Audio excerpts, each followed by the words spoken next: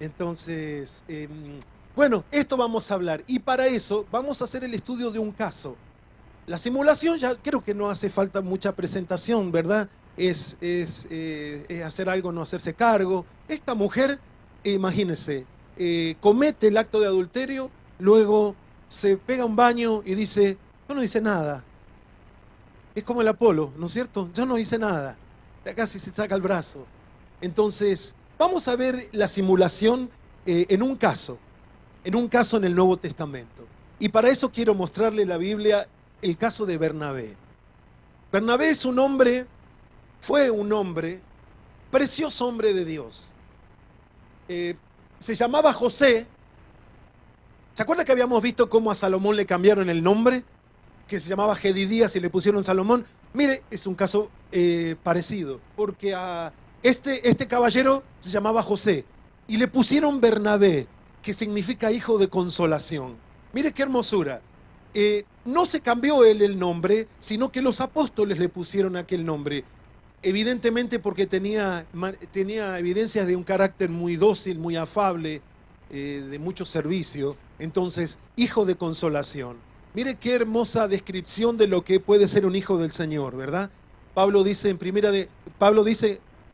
o en segunda, ahí se la debo, que somos consolados y que con esa consolación que nosotros somos consolados, podemos consolar a otros.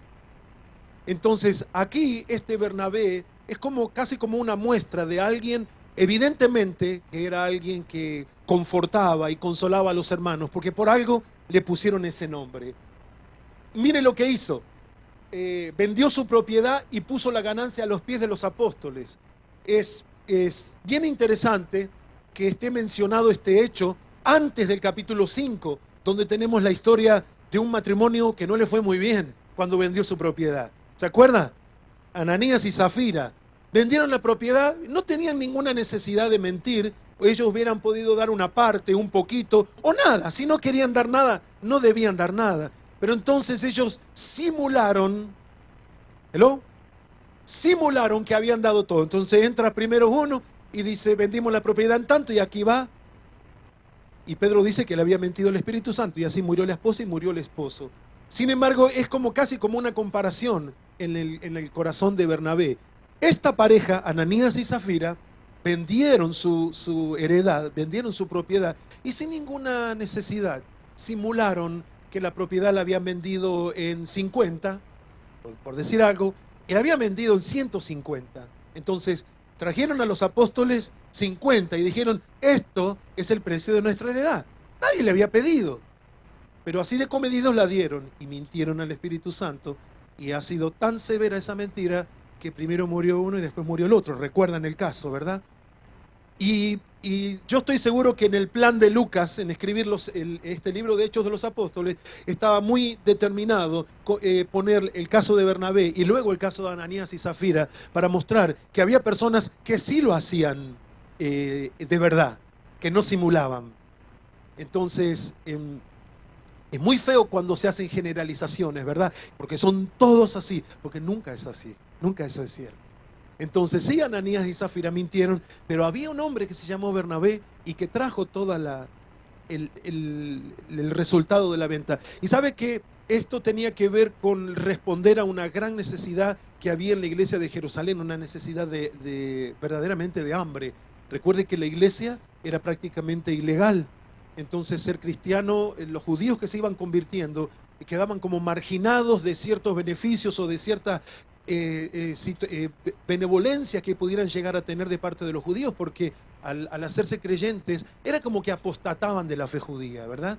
Entonces la iglesia suplía esa necesidad y personas como Bernabé eran la respuesta de Dios para el clamor de esas personas. Así que hasta ahora estamos bien con Bernabé, ¿verdad? Sí. Luego, mire, cuando Pablo se convierte, que era Saulo, claro, imagínense, en el capítulo 9, en los primeros versículos tenemos a Saulo persiguiendo, dice que estaba respirando amenazas. No sé cómo sería respirar amenazas, pero yo me imagino un toro, ¿sí?, en la fiesta de San Fermín. Una cosa media loca que quiere salir, respirar amenaza, está pensando cómo va a hacer daño a la iglesia. El Señor lo toca, usted conoce la historia. Entonces Pablo era conocido porque era un perseguidor de la iglesia. Y él mismo dice, dice que entraba a las casas y arrastraba a las personas. Mire qué violento era Pablo. Arrastraba a las personas afuera y las castigaba por causa de la fe en Cristo. Así que cuando Saulo se convierte, se imagina, fue a la primera iglesia, ¿qué pensó la gente? Claro, más o menos la cara que pusieron en la iglesia cuando yo fui la primera vez. Entonces yo no era Saulo, pero yo le aseguro que más de una mujer agarró su cartera y se la puso. Sí, por las dudas, que los hay, dijo. Entonces, le tenían pavor a Pablo, no lo recibían porque no sabían la transformación que había sucedido en la vida de Pablo. Entonces, ¿sabe qué hizo Bernabé? Lo recomendó. Dice, tranquilo, ahora es nuestro hermano. Reconoció el cambio que Dios había hecho en la vida de Saulo, luego Pablo. Así que Bernabé hasta ahora tiene una carrera impecable. Luego, resulta de que en Jerusalén, donde estaba el núcleo de la iglesia, todavía no habían habido prácticamente incursiones misioneras, excepto en el capítulo 8, que habían comenzado a ir a Samaria. ¿Y sabe por qué habían comenzado a ir? Por persecución. Dice que a partir de la muerte de Esteban empezaron a perseguir a la iglesia y excepto los apóstoles muchas personas fueron esparcidas y de esa manera llegó un poco del evangelio a Samaria, pero todavía no habían incursionado más allá de eso. Entonces de pronto escuchan que en Antioquía, para que se dé una idea, Antioquía es una ciudad en Siria, al norte, bien al norte así de Israel está Siria, todavía hoy, ¿verdad? Y escucharon que el evangelio estaba creciendo allí. No sabían quién lo había llevado, porque la iglesia de Jerusalén no había mandado ningún misionero. Entonces envían a Bernabé como un veedor, a ver qué es lo que está pasando en Antioquía. ¿Sabe qué significa eso? Que los apóstoles tenían mucha confianza en el juicio, es decir, en el discernimiento de Bernabé, porque Bernabé se esperaba que fuera a Antioquía, que viera lo que estaba pasando y luego trajera un reporte. Así que es como que confiaban en el sentido común, diríamos, ¿no es cierto? Es decir, mira, está pasando esto y esto, así que tranquilo, que la iglesia está creciendo. De hecho, la iglesia de Antioquía, paradójicamente, le ganó a la de Jerusalén y la primera misión, ahora vamos a ver, sale de allí. Entonces, hasta ahora Bernabé como una pinturita. Luego, viendo el entusiasmo que hay en Antioquía, y esto me toca profundamente, él se va a Tarso, es una ciudad en la ciudad donde Pablo había nacido, ¿verdad? Era Saulo de Tarso, ¿se acuerdan? Así que Pablo, después de su conversión y después de que empieza a predicar en Siria y lo tienen que bajar con una soga, desaparece y Bernabé lo va a buscar.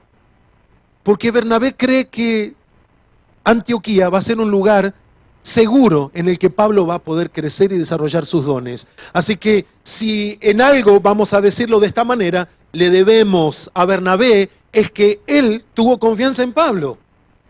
Lo fue y lo trajo y lo puso en el medio de una congregación avivada con una tremenda vocación misionera. Entonces, ve cómo luego Pablo en 1 Corintios nos va a decir que somos colaboradores nosotros del Señor. Y aquí de alguna manera existe esa colaboración. Bernabé, de alguna forma, escuchará al Espíritu Santo, va a Tarso y trae a Pablo a la ciudad de Antioquía, donde se radica. En el capítulo 13 de Hechos de los Apóstoles, estamos haciendo un repaso del estudio de un caso de la simulación. No nos estamos yendo de tema, ¿ok? ¿Estamos bien ahí?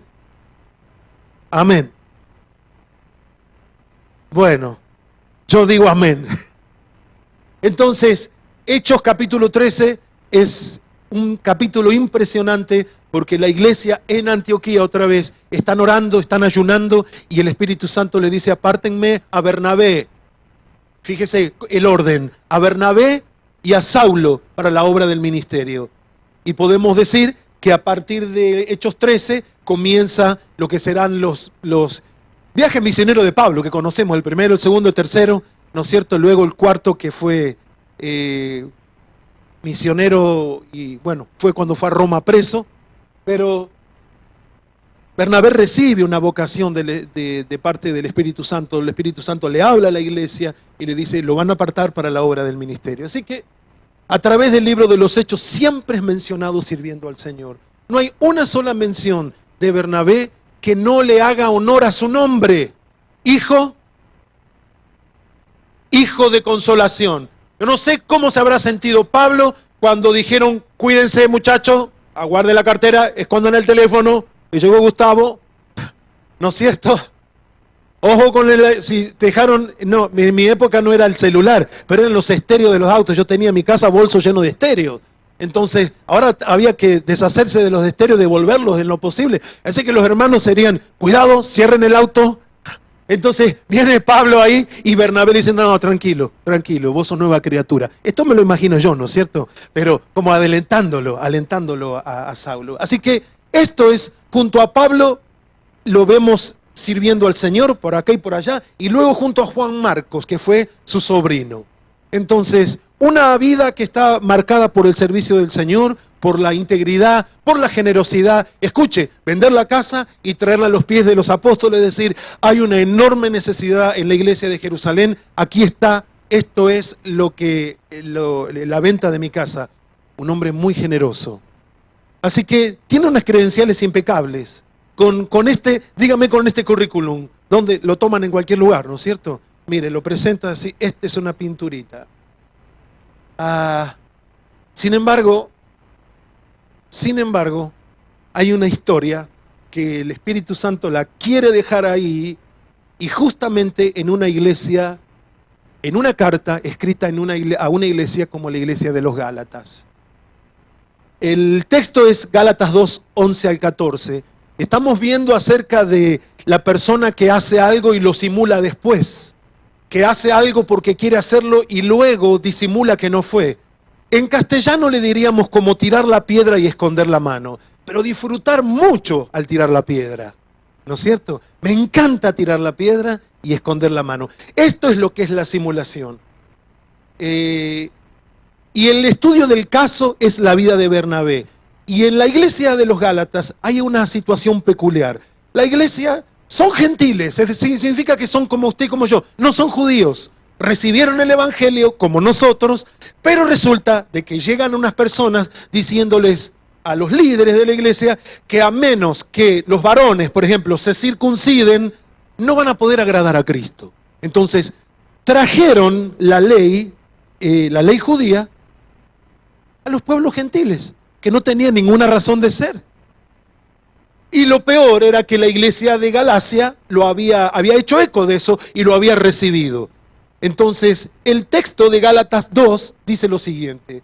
Dice que cuando Pedro vino a Antioquía, dice Pablo, le resistí cara a cara porque era de condenar. Pues antes que viniesen algunos de parte de Jacobo, para que te dé una idea, Jacobo era lo que le llamamos el obispo, el primer obispo de la iglesia en Jerusalén, el que tendrá la palabra en Hechos 15, cuando sucede el primer concilio de la iglesia. Dice, cuando vino, antes que viniesen algunos de parte del jefe de la iglesia en Jerusalén, comía con los gentiles, pero después que vinieron se retraía y se apartaba porque tenía miedo de los de la circuncisión. Eso significa de los mismos judíos. ¿Se da cuenta? Entonces, y en su simulación participaban también los otros judíos, de tal manera que aún Bernabé fue también arrastrado por la hipocresía de ellos. Pero cuando vi que no andaban rectamente conforme a la verdad del evangelio, dije a Pedro, delante de todos, si tú, siendo judío, vives como los gentiles y no como judío, ¿por qué obligas a los gentiles a judaizar? Entonces, ve la historia.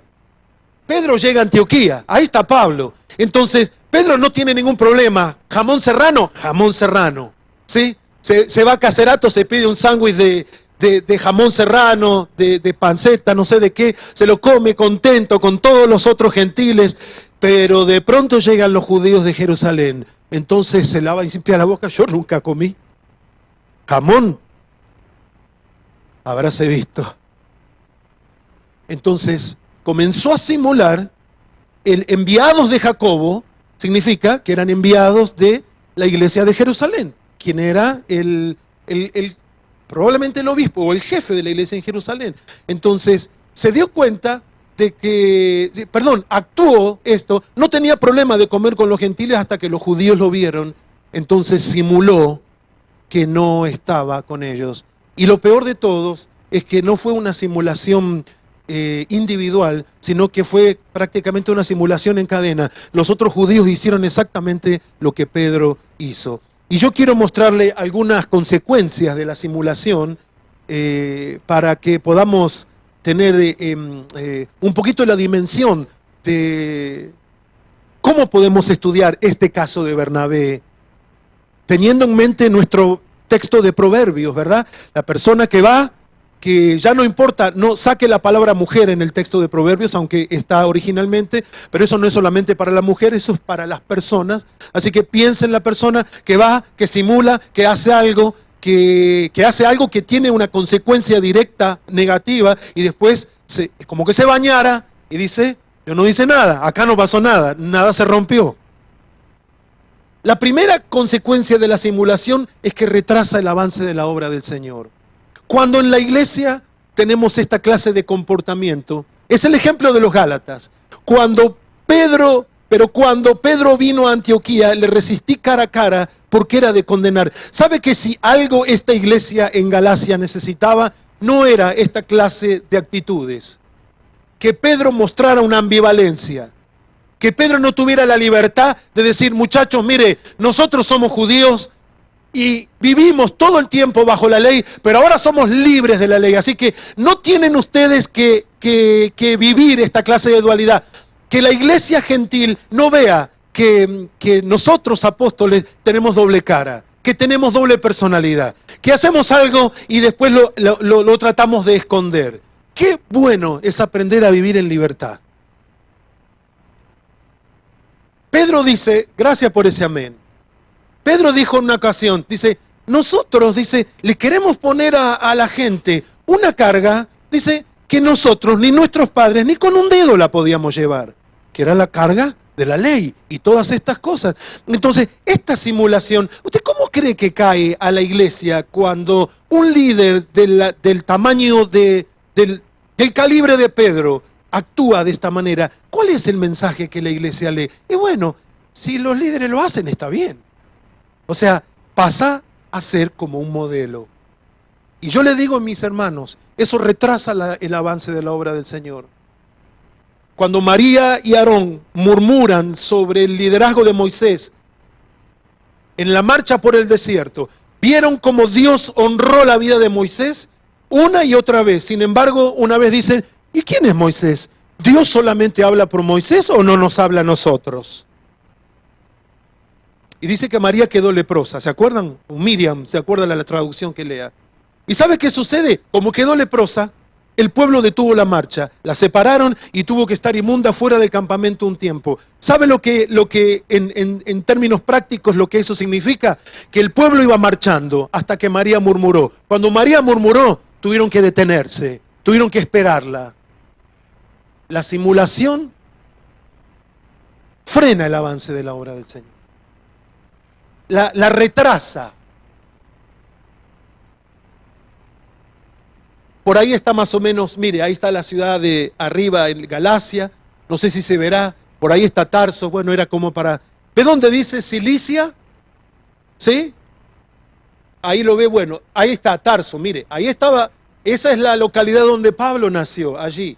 Y la iglesia de los Gálatas que estamos viendo está ahí arriba, y ahí está Antioquía, la ciudad donde está sucediendo todo esto que le estamos poniendo en contexto. El ejemplo, el estudio de un caso de simulación. Así que atrasa la obra de la iglesia. Segundo, la simulación es contagiosa.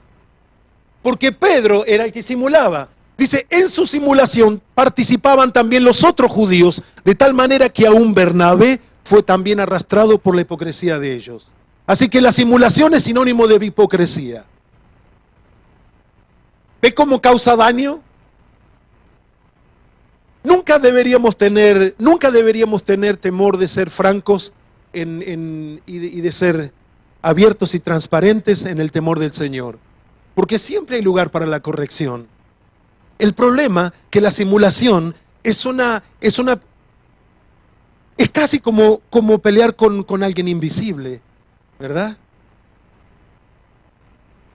Y es muy grave el hecho de que es como dice el libro de Hebreos, mire, dice, tengan cuidado, Hebreos 12, dice, tengan cuidado, dice, porque si a alguno le brota una raíz de amargura, tengan cuidado de que muchos pueden llegar a ser contaminados. Probablemente el autor de Hebreos, que menciona una y otra vez el Antiguo Testamento, cuando uno lee el libro de Hebreos y no lo entiende muy bien, realmente necesitamos ver un poco en el Antiguo Testamento, porque prácticamente Hebreos es un comentario de algunos aspectos del Antiguo Testamento. Entonces, cuando salen por la marcha del desierto y cruzan el mar, cantan alabanza, María con el pandero danza y todo eso, pero llegan al primer lugar que el agua es amarga, ¿se acuerdan? El lugar se llama Mara, porque son aguas amargas. Y uno empieza a murmurar y ya se levanta una murmuración. Había raíces amargas probablemente en ese agua, no sabemos cómo fue. Lo que sí sabemos es que esta amargura contagió a los demás. Y yo digo, ¿qué poder que tenemos? ¿Qué poder de convencimiento? ¿Y qué poder de poder, valga la redundancia, influenciar positivamente en las personas? Mire si podemos reconocer que podemos influenciar en vez de negativamente, que podemos hacerlo positivamente siempre. Y eso es algo que probablemente naturalmente no nos sale. No sé si me sale todo el tiempo eso naturalmente, pero sé que con un poco de trabajo y de disciplina y sobre todo viviendo en el temor del Señor, siempre vamos a querer lo que es mejor para el cuerpo, lo que glorifique al Señor, ¿verdad? Entonces, qué pena Bernabé. Pero mire todo lo que le mostré de antemano. No hay es una vida sin mácula en los hechos. El ejemplo de Bernabé. Sin embargo, el libro de los Gálatas nos muestra esta faceta de su vida. Así que la simulación es contagiosa.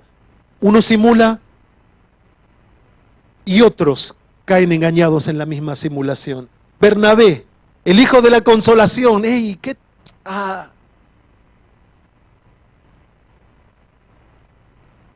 ¿Vos también?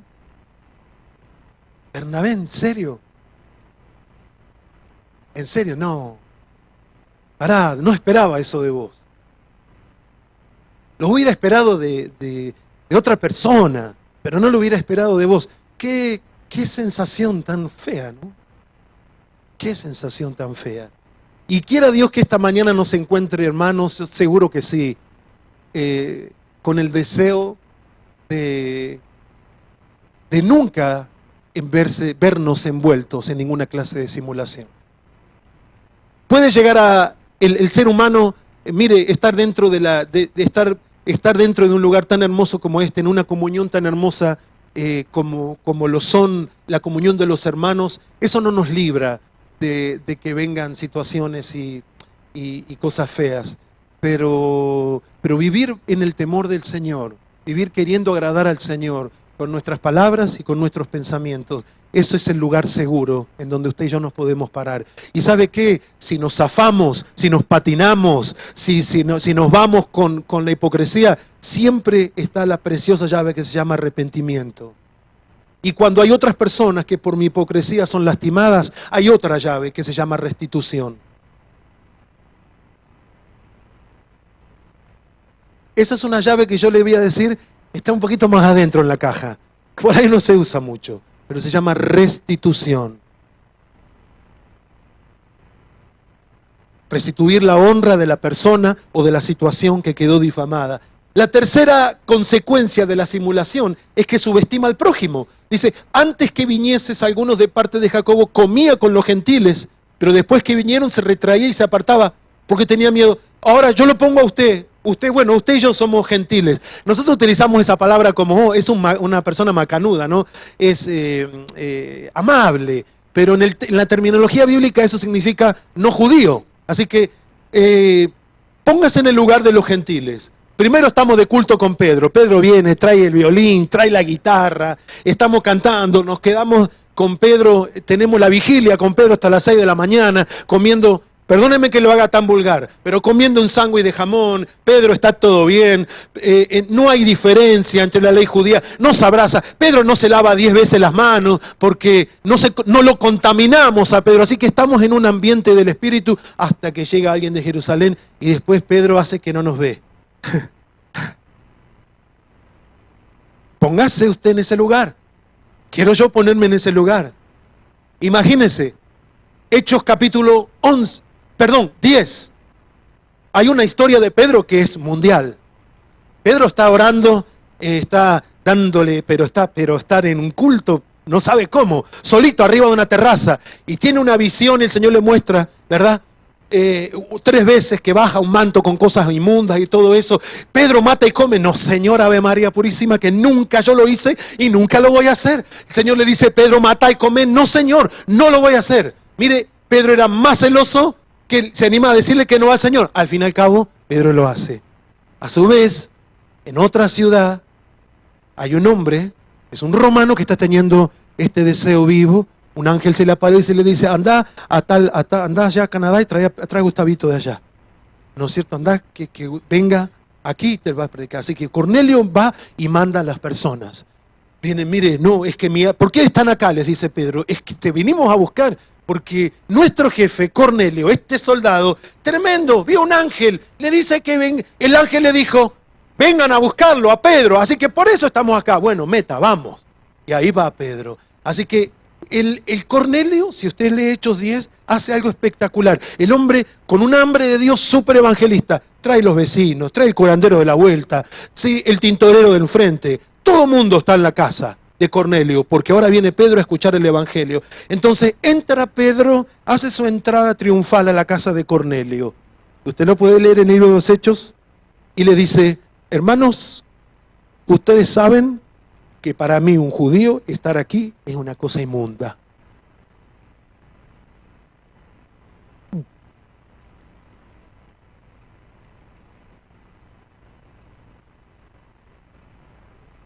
Qué horrible.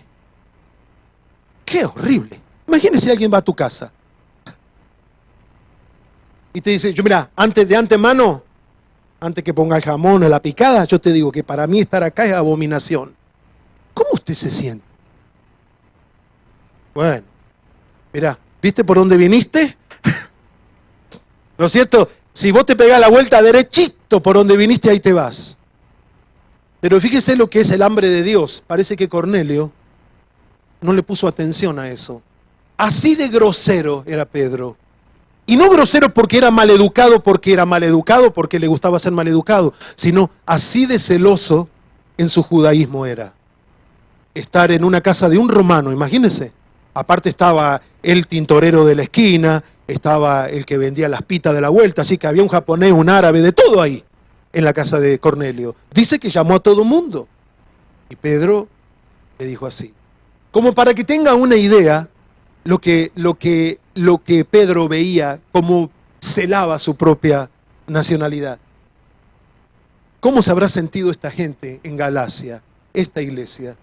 Que están con el hermano Pedro, el apóstol Pedro, y lo ven simular. ¿Sabe el daño que puede causar, que puede causarnos? ¿Quiere ponerse, se anima a que nos pongamos por un momento en los zapatos o en las sandalias de los Gálatas? Che, ¿qué le pasó a Pedro? No sé, ¿vos le hiciste algo? ¿Se ofendió por algo? ¿Le molestó algo? No. Había caído en la trampa de la simulación. Yo soy esto, tranquilo, no, pero yo no soy,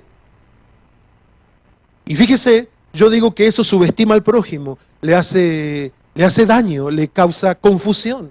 Y sobre todo cuando viene de alguien de la naturaleza, del calibre, como decíamos hace rato, de Pedro. Así que antes que viniesen algunos de los judíos, comía, pero después que vinieron se retraía y se apartaba. Se retraía y se apartaba, se escondía. La cuarta consecuencia de la simulación es que ignora la sabiduría de Dios. pero cuando vi que no andaba rectamente conforme a la verdad del Evangelio. Y esto es lo que mueve a Pablo. No que es amigo, no que tiene una posición, no cuánto diezmo le trae a las arcas de la congregación en Galacia, sino que la medida es si anda o no conforme a la verdad. Y eso me encanta. Cuando vi que no andaba rectamente conforme a la verdad del Evangelio, eso es, para mí, la simulación ignora la sabiduría de Dios. Una vez vi esta película, yo no sé si estará en español, qué tremenda. Es un muchacho, una película limpia que se puede ver sin ningún problema. Es un joven que por problemas se aleja de su hogar y maneja hacia una ciudad y llega a un pueblito que se llama Utopia, que está en Texas.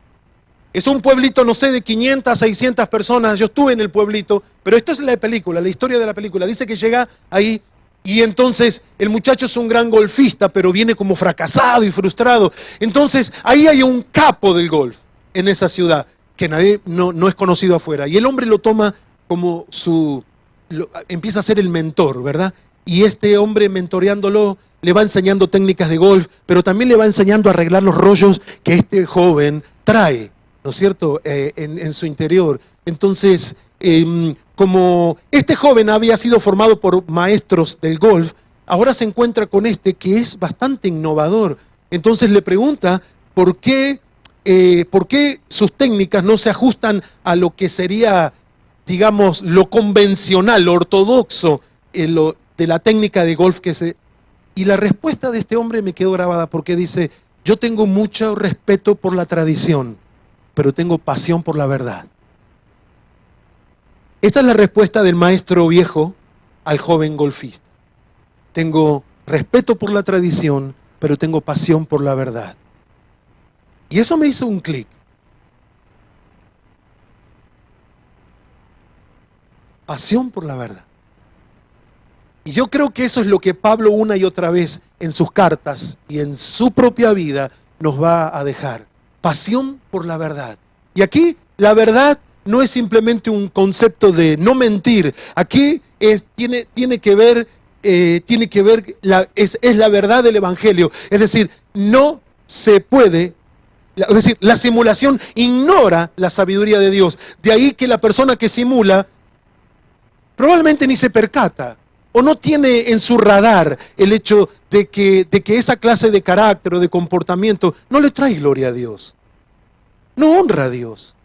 Y si vamos a vivir para la honra de Dios, y si vamos a determinarnos a vivir para la gloria de Dios, entonces vamos a tener que empezando siendo serios, y serios con nosotros mismos. Hay personas que no se las puede tomar en serio, porque ellas mismas no se toman en serio.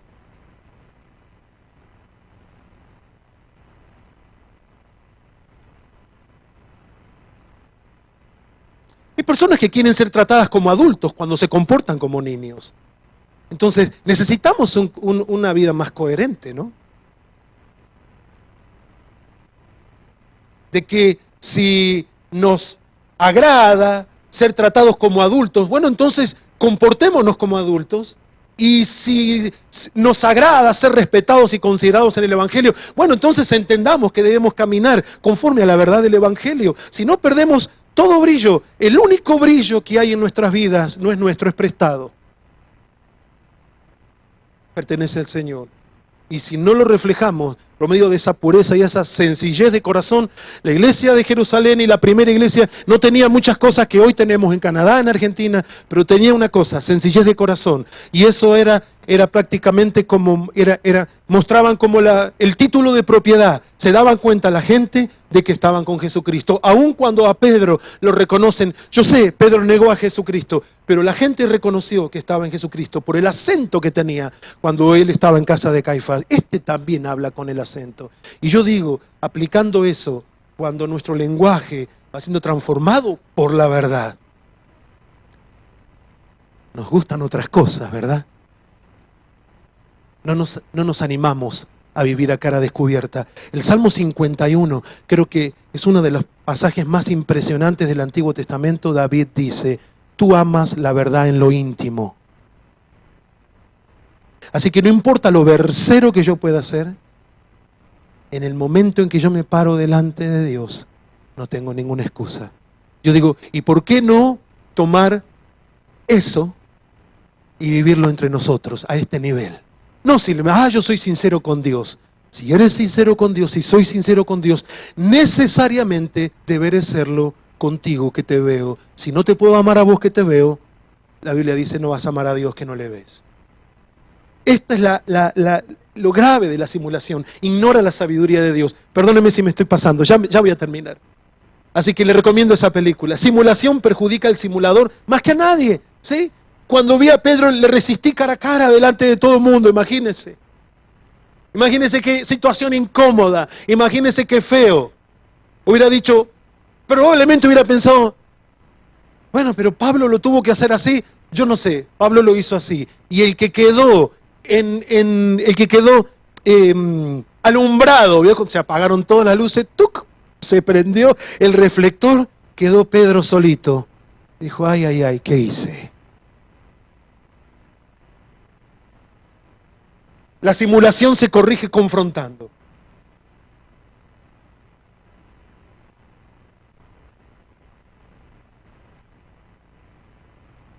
Dije a Pedro, delante de todos, si tú, siendo judío, vives como los gentiles y no como judío, ¿por qué obligas a los gentiles a judaizar? Y yo no sé, acá no dice nada que le dijo a Bernabé, pero si le dijo a Pedro delante de todos, ahí, supongo yo, también está Bernabé. ¿Vos también caíste en esta simulación? ¿Cómo tenemos que ser sabios en reconocer cuáles son los ambientes en donde espiritualmente vamos a crecer? ¿Cuáles son las personas que dejan algo en mi vida? Es probable que todos dejemos algo. Y qué bueno es que tener este discernimiento y este cuidado de, ¿sabe? Yo necesito personas a mi alrededor. Yo creo que todos los seres humanos necesitamos personas que nos edifiquen. Ya es suficiente, hay todo un infierno bombardeando, ¿verdad? Desanimando, confundiendo, yo no sé cuánta cosa haciendo en contra de la iglesia del Señor. Así que si hay algo necesitamos, son personas que afirmen nuestra fe, que confirmen nuestra fe, que nos sostengan, personas que sumen a nuestro llamado. Al menos hay personas que no suman, pero el problema son aquellos que restan, son aquellos que toman, son aquellos que roban. Entonces, yo no digo de tomar una actitud combativa con nadie, absolutamente, porque la palabra nos enseña a ser mansos como la paloma, pero también astutos como la serpiente. Yo tengo que elegir.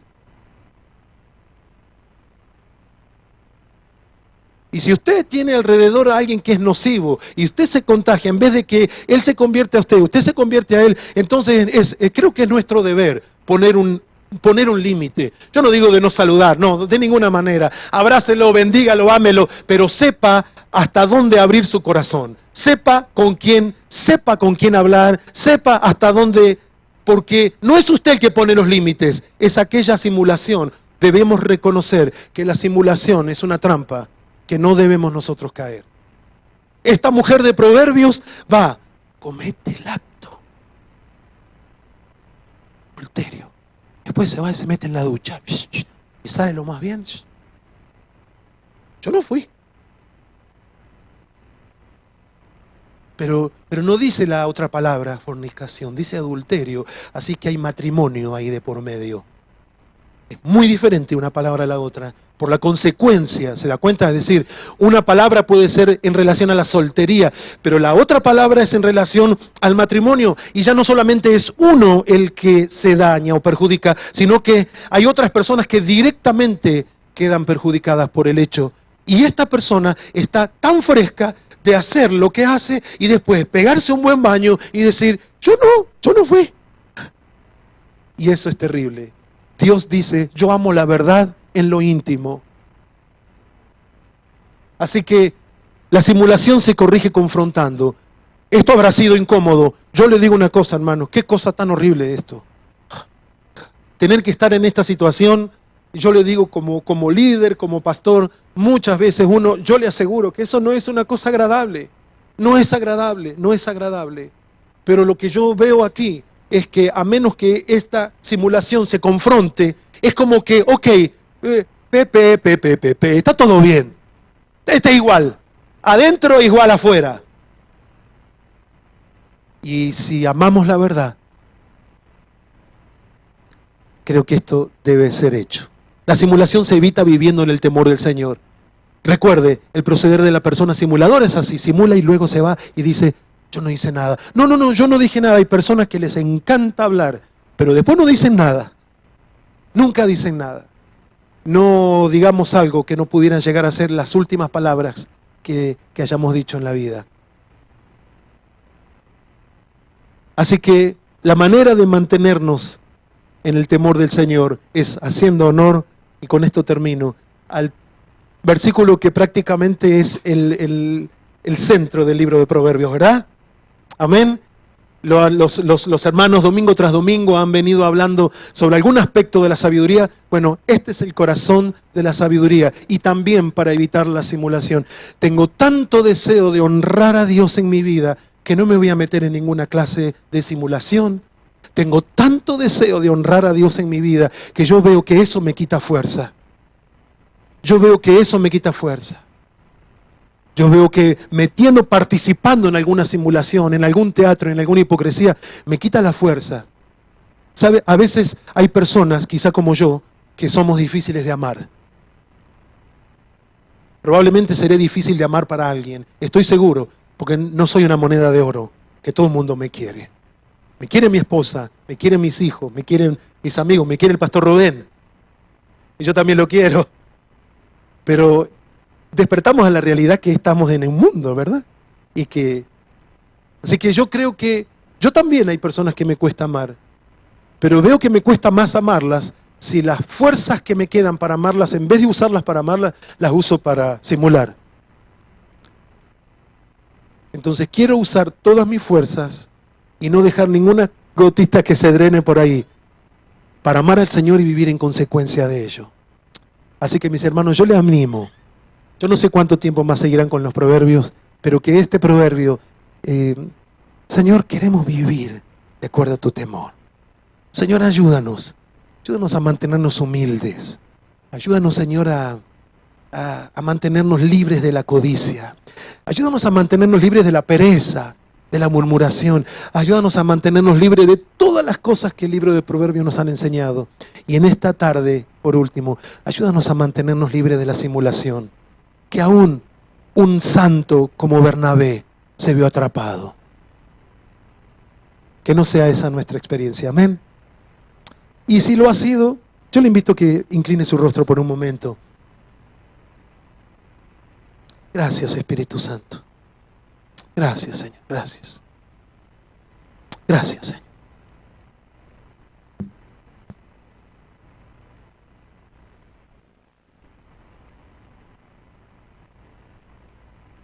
Gracias, Señor. Gracias.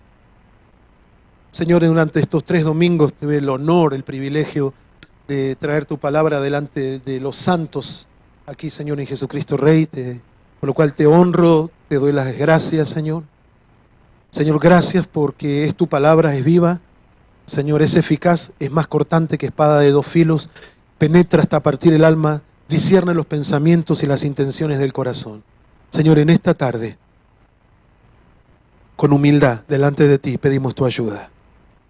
Yo primero, Señor, enséñame de tal modo a contar nuestros días que traigamos sabiduría al corazón, Señor. Esa fue la oración de Moisés en el Salmo 90. Enséñanos de tal modo a contar nuestros días, de modo que traigamos sabiduría al corazón. Bendigo esta congregación, Señor. Bendigo al pastor Rubén. Te agradezco por este siervo, Señor. Por la hermana Gladys, por los hijos, los nietos que vienen, Señor. Y por toda esta hermosa congregación, Señor. Y por todo lo que tienes planeado, Señor, para tu cuerpo aquí, Señor, en Jesucristo Rey. Señor, como uno más me pongo delante de ti en esta tarde, dándote gracias y diciendo, Señor, Espíritu Santo, ayúdanos a vivir bajo tu temor. Ayúdanos a vivir gobernados por el temor de Dios y no por ninguna otra cosa, no importa cuál, por ninguna otra cosa que no sea el temor de Dios. En el nombre de Jesús. Amén.